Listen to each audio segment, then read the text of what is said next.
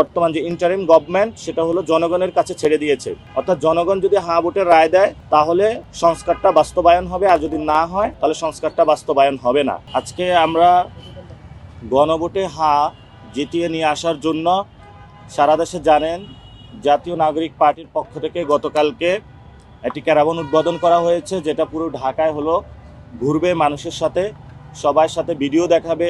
আমাদের হ্যাঁ ভোটের যে গানটা আমরা রিলিজ করেছি সেটা আমরা মানুষকে শোনাবো, মানুষের সাথে যোগাযোগ রক্ষা হবে আমাদের। তো এটা এই ক্যাম্পেইনের অংশ কর্মসূচি হিসাবে আজকে ঢাকা 8-এ আমরা 5টি থানায় এই গাড়ি নিয়ে ঘুরব।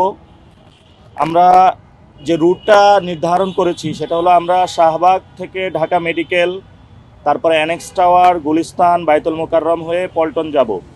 পল্টন থেকে ফকিরাপুল, দৈনিক বাংলার মোড়, নটরডেম কলেজ, আইডিয়াল কলেজ, তারপরে আমরা শাহজাহানপুর থানায় যাব। তারপরে মালিবাগ মোড় থেকে বেইলি রোডে আসবে সন্ধ্যা 6টার দিকে। এই সময়ের মধ্যে আমরা 5টা থানায় ঘুরবো। তা আমরা আজকে কেন হ্যাঁ ভোটের জন্য ক্যাম্পেইন করতেছি? এই নির্বাচনে 2টি ভোট হবে। একটি হলো পার্লামেন্টারিয়ান মেম্বার নির্বাচনের জন্য, অর্থাৎ মার্কাতে ভোট হবে। আরেকটি হলো যে সংস্কার কার্যক্রম গত 6 মাস ধরে কনসেনসাস কমিশনে হয়েছে, সেই কনসেনসাস কমিশনের সংস্কারের সবাই যেটাতে ঐক্যবদ্ধ হয়েছে সেটা কি পাস হবে নাকি হবে না, এটা এই নির্বাচনে আমাদের বর্তমান যে ইন্টারিম গভর্নমেন্ট সেটা হলো জনগণের কাছে ছেড়ে দিয়েছে। অর্থাৎ জনগণ যদি হ্যাঁ ভোটের রায় দেয় তাহলে সংস্কারটা বাস্তবায়ন হবে, আর যদি না হয় তাহলে সংস্কারটা বাস্তবায়ন হবে না।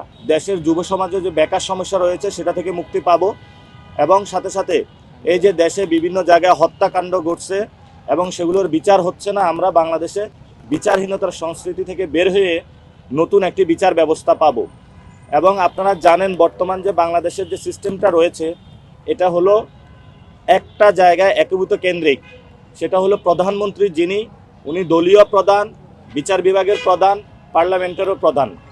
এক ব্যক্তি সকল ক্ষমতা একজনের কাছে থাকার কারণে যখনই কোনো আন্দোলন হয় তখন তিনি গুলি চালাতে সক্ষম হয়, তখন বিচার বিভাগ এসে আমাদের রক্ষা করে না।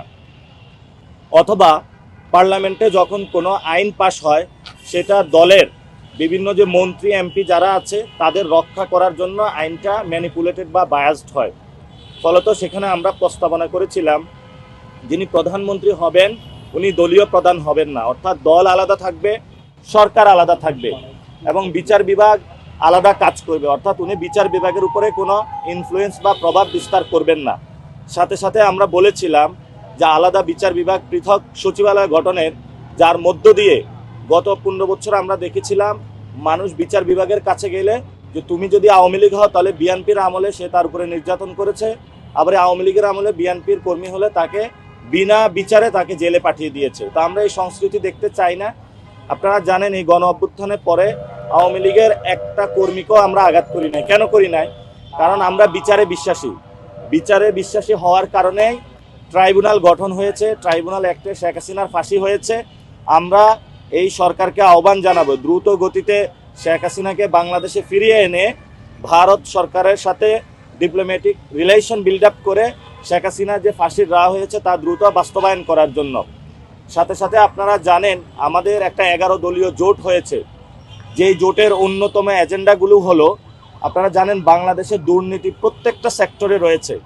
তো আমাদের প্রস্তাবনা হচ্ছে যদি আমরা যে সেক্টরগুলা, গভর্নমেন্ট অফিসগুলা রয়েছে এগুলা যদি ডিজিটালাইজেশন করতে পারি তাহলে অফিসে যাওয়ার পরে একজনে যে দুর্নীতির টাকা চেয়ে বসে সেটা থেকে আমরা মুক্তি পাবো। এজন্য আমরা যদি এবার সরকার গঠন করি আমরা হলো প্রশাসনিক ব্যবস্থা ডিজিটালাইজেশন করব। সাথে সাথে আপনারা জানেন বিভিন্ন রাজনৈতিক দল 5-6টা কোম্পানির কাছে তাদের দলীয় সত্তা বিক্রি করে দিয়েছে।